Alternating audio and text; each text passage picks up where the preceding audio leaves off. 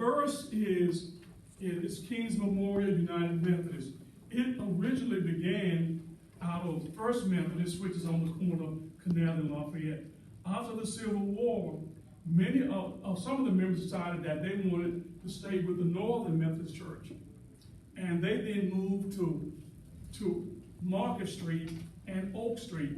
You familiar with the park on Rose Ferry Park on the river? That's where the congregation was originally. While they were there, they also opened a school through the federal government to educate the free slaves, the free people of color, and children. They stayed there until 1875. And in 1875, they built another building. Then by 1881, they moved to McCarty and Vine Street. And McCarty and Vine Street, King's Memorial also operated a school for the city. The city paid them $50 a month to use the building. That building was probably about the size of maybe this building. It was one room. And of course, they had pews, but what the kids would do in school time is that they would turn the pews around and then they would use the seat of the pew for their table. Again, it was makeshift. That's all that they had.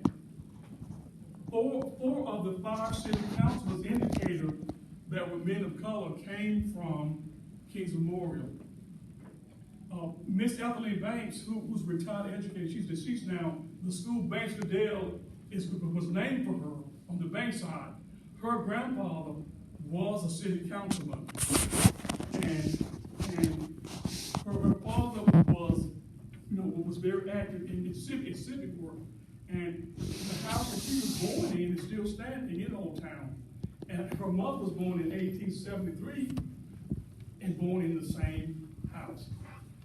So there is this richness here.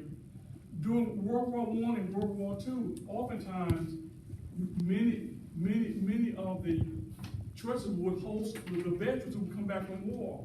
World War I, World War II. They would come back and celebrate.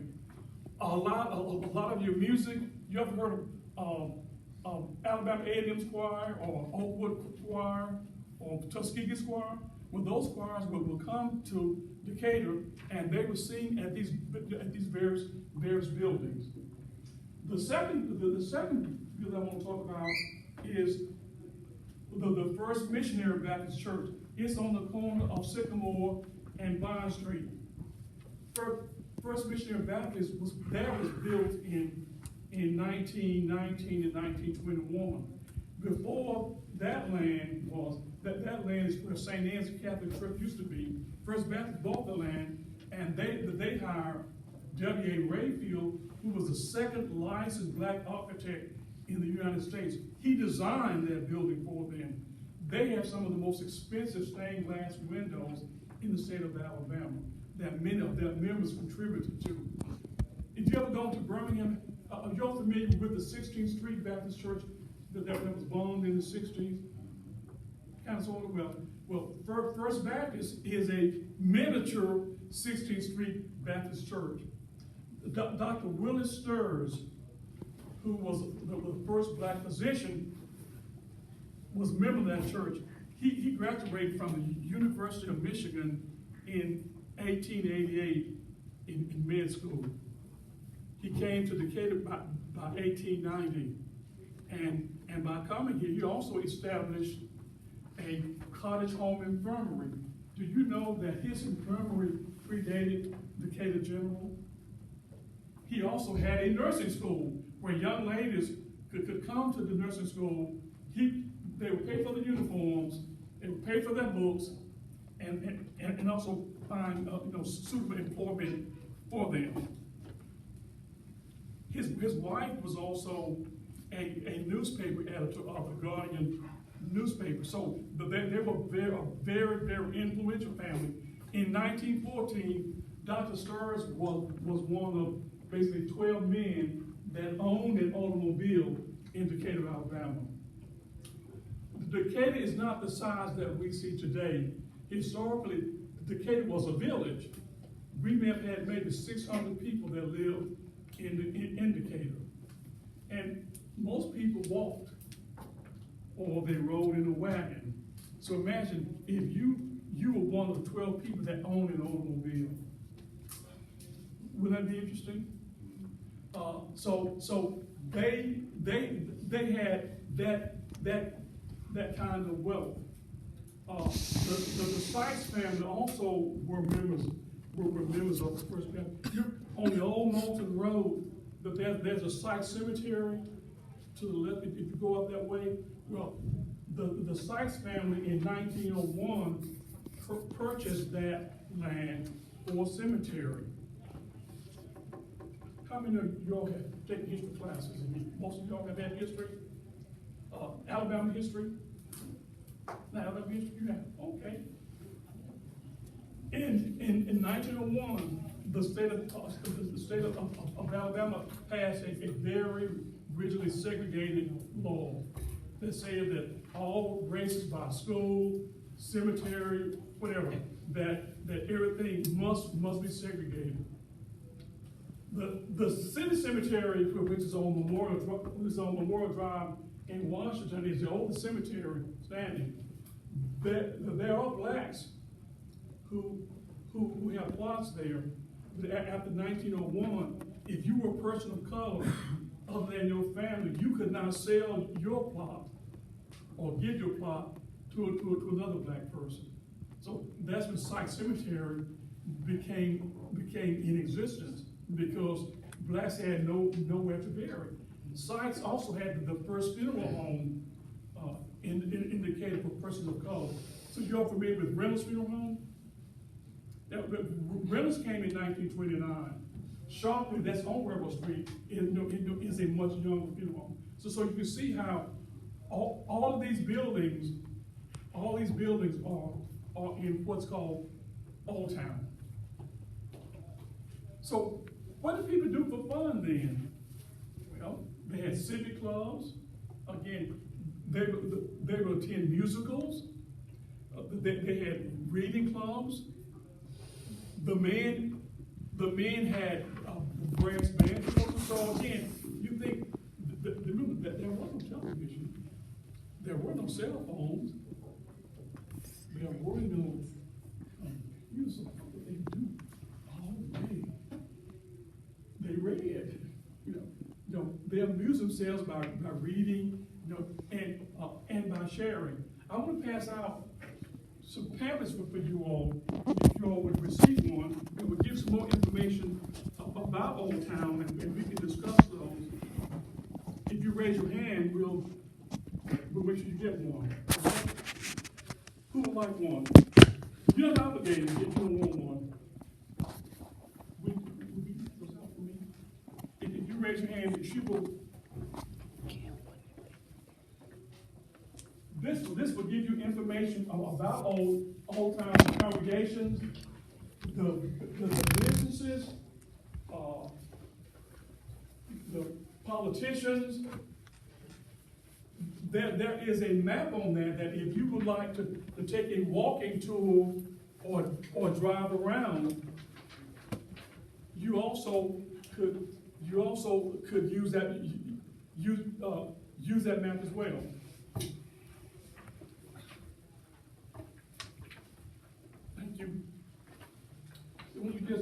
Just briefly take a moment to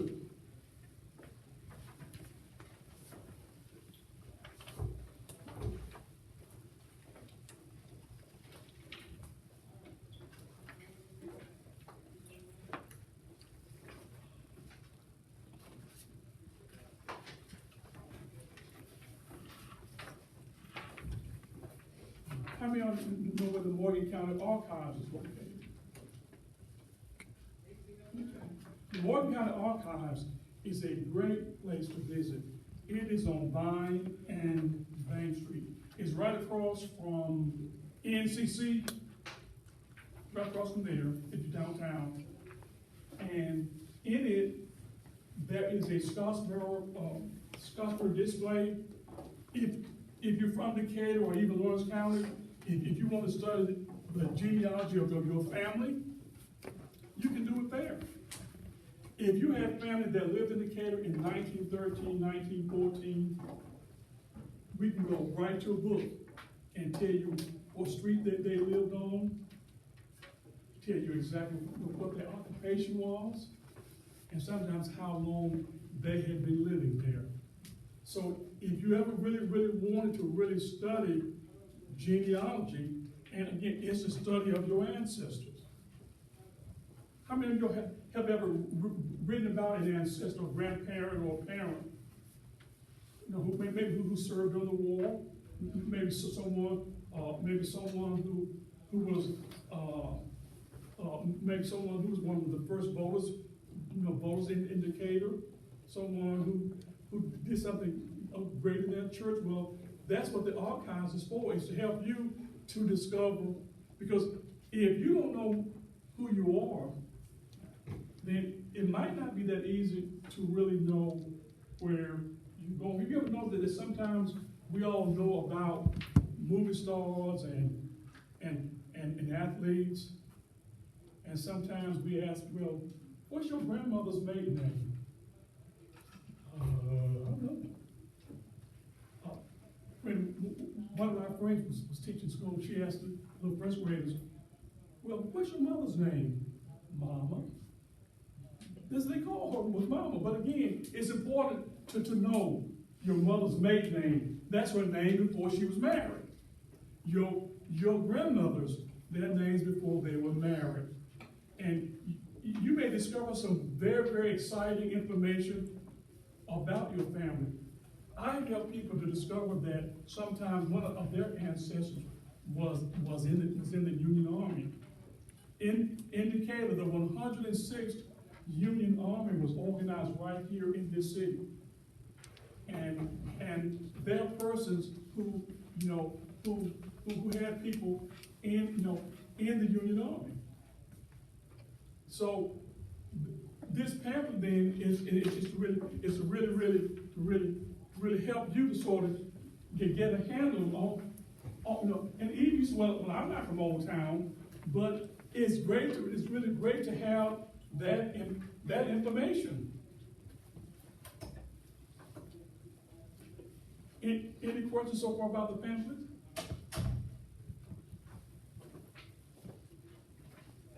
It's my understanding, sir, that there is going to be a museum. Yes. Right. Yeah. This is the actual building now. Miss Frances Tate has already had the deed to the land, and this will be the Scottsboro House Museum. And they're building other things. They will build an actual museum with some of our artwork. There should be something in the paper Sunday about this as well. It's just reported that one or two of the women who made the accusation, lived in this residence at one time. Many of the lawyers for the defense, they had to sleep in a different residence every day because the Klan and others had put a price on their heads to really kill them.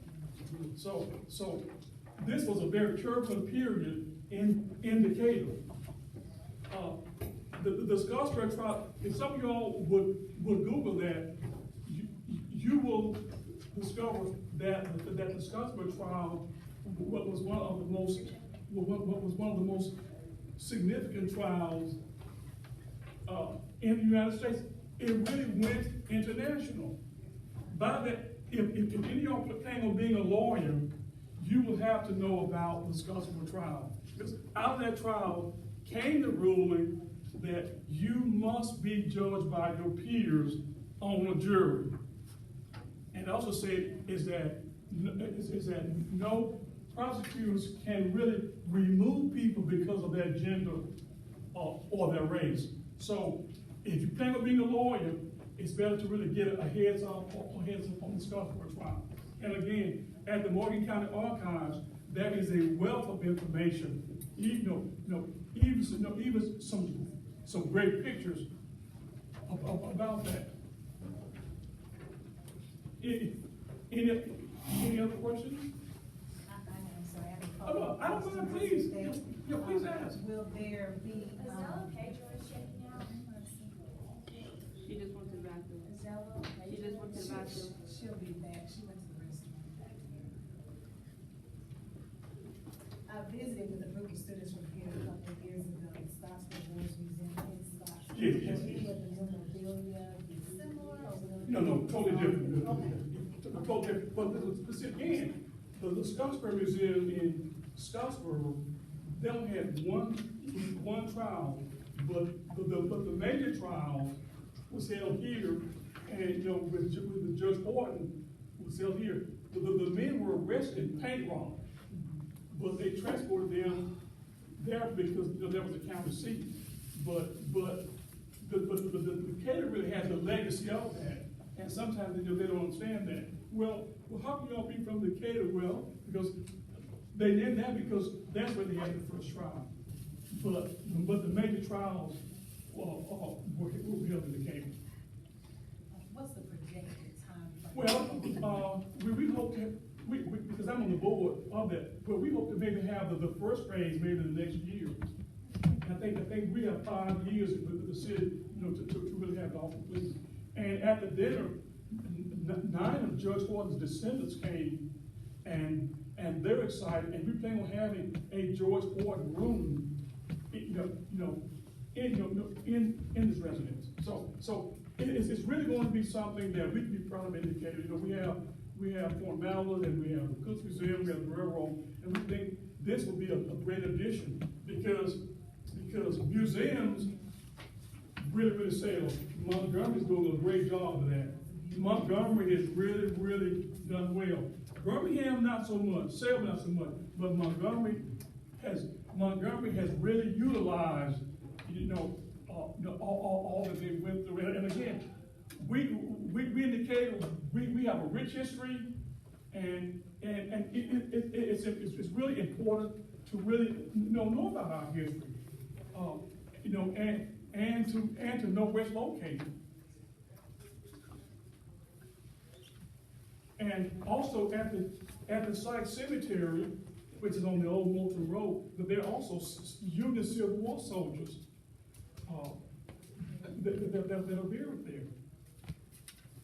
Anyone that's from Lawrence County, and anyone that's from Morgan or Limestone, I would encourage you to really do some research, because you may discover that one of your ancestors may have been a Union soldier. And this is no matter what your race is, because there were whites who say, I've had family on both sides to join. So everyone did not join the Confederate. So again, by looking at that and by knowing it, you will then know something about your history. Can any of y'all go back 5 or 6 generations going backwards about your family? But see, now it's time to start asking your mom and dad or your brother, tell me about this. Whoever is the oldest person in your family, now it's time to really ask them now. Well, tell me about your family. Well, what y'all do growing up? Because at some point you won't be able to really ask that, or they may not remember to really tell you. So it's important. And sometimes I think when you write a history paper or English paper, write it on your family. Some of you probably had someone that was in World War I or World War II or Vietnam. Find out something about them. Research them. Write about them. It's important. Any other questions? Oh, well, let me tell you. In 1935, George Washington Carver came to Decatur for their graduation. He spoke at the Princess to over 1,000 people. Also, there's a Carver School that's on Church Street. Some call it Horizon, but it's really not. That's a program, but the school is there. He came here for the dedication of that school building. That's rich. We were the first city in Alabama to name a school after George Washington Carver. Could you, for some who may not know, tell them who George Washington Carver is? For some of the students may not. Okay. George Washington Carver was a scientist. He was an artist, and he was professor at Tuskegee Institute, now Tuskegee University. He did not popularize peanut butter, but he elevated it, in a lot of ways. He taught people how to do rotation crops.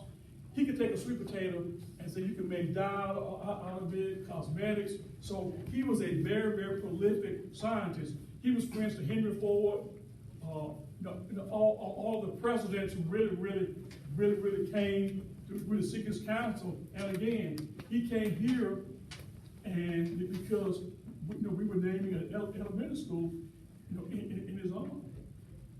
So on the 5th of January, we plan on having a dedication of a marker that's going to really mark him being here in 1935. How many have been to the Princess before? Can you imagine 1,000 people on a Sunday afternoon being there to listen to him? And think about it. There were no microphones. So who has not been to the Princess? If you haven't, I would encourage you to really go walk by there, look at it, because it's a beautiful building.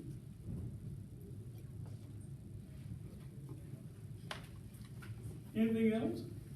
Any questions?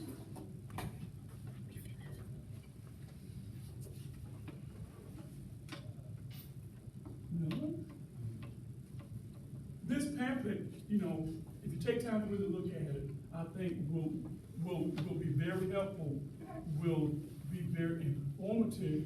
So when you leave here and you see the word Old Town, you say, I know where Old Town is now.